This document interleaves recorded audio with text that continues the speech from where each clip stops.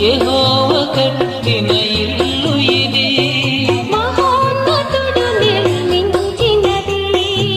మధురమై శ్రేష్టమై మరువరాని బంధమిది. యెహోవా కట్టిన ఇల్లు ఇది.